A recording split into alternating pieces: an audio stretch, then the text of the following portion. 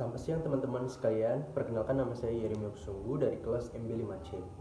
Di sini saya akan menjelaskan sedikit tentang materi perilaku organisasi yang dimulai dari pengertian perilaku organisasi.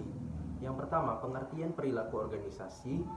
Perilaku organisasi merupakan sebuah disiplin ilmu yang mempelajari tentang perilaku individu dan tingkat kelompok dalam organisasi, serta dampak terhadap kinerja, baik kinerja organisasi, kinerja kelompok, ataupun kinerja individual. Perilaku organisasi juga dikenal sebagai studi tentang organisasi.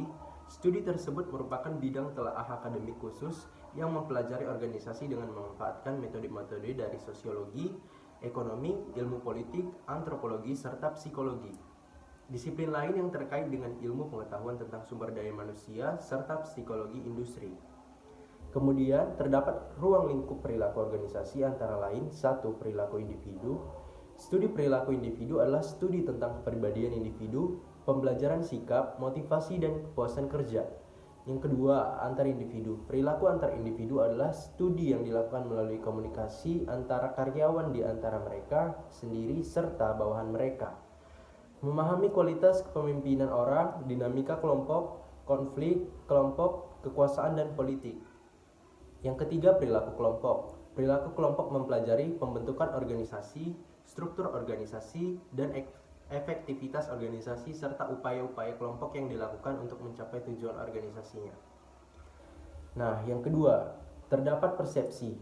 Nah, yang dimaksud dengan persepsi adalah suatu proses kognitif yang dialami oleh setiap individu dalam pemilihan, pengorganisasian, penginterpretasian, dan penafsiran masukan-masukan informasi dan sensasi yang diterima melalui penglihatan, pendengaran, penciuman, sentuhan, perasaan, dan penghayatan sehingga menghasilkan suatu gambaran yang bermakna tentang dunia. Nah, selanjutnya yaitu faktor yang mempengaruhinya yaitu adalah faktor internal dan eksternal. Yang pertama itu faktor eksternal. Faktor eksternal yaitu faktor yang terdapat dalam diri individu yang mencakup beberapa hal antara lain 1. Fisiologis, 2. Perhatian, 3. Minat, 4. Kebutuhan yang searah, 5. Pengalaman dan ingatan. Yang keenam, suasana hati, keadaan emosi mempengaruhi perilaku seseorang dalam menerima, bereaksi, dan mengingat.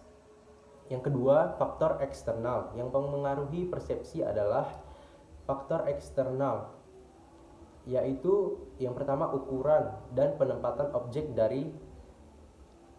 dari objek atau stimulus. Yang kedua, warna dari objek-objek. Yang ketiga, keunikan, kontras stimulus yang luar penampilan, latar belakang yang berbeda akan lebih menarik perhatian. Yang kelima, intensitas dan kekuatan dari stimulus. Yang keenam, motion atau gerak. Ketiga, dalam organisasi terdapat peluang dan tantangan. Tantangan dalam perilaku organisasi artinya adalah suatu hambatan yang harus dihadapi agar ditemukannya jalan keluar yang baik. Sedangkan peluang dalam organisasi merupakan kesempatan atau kasus-kasus yang dapat diselesaikan menggunakan ilmu perilaku organisasi. Beberapa tantangan dalam perilaku organisasi adalah 1. Merespon globalisasi, yang kedua mengelola keragaman angkatan kerja, yang ketiga meningkatkan layanan pelanggan, yang keempat meningkatkan keahlian personal, yang kelima menstimulasi inovasi dan perubahan. Nah, yang keempat, lalu di masa pandemi COVID ini, apakah ada perubahan perilaku organisasi dalam sebuah organisasi?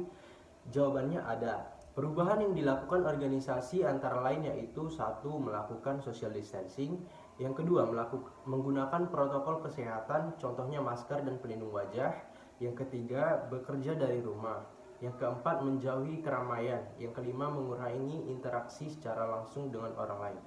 Nah, mungkin itu saja materi-materi dari perilaku organisasi yang bisa saya sampaikan kepada teman-teman sekalian. Terima kasih.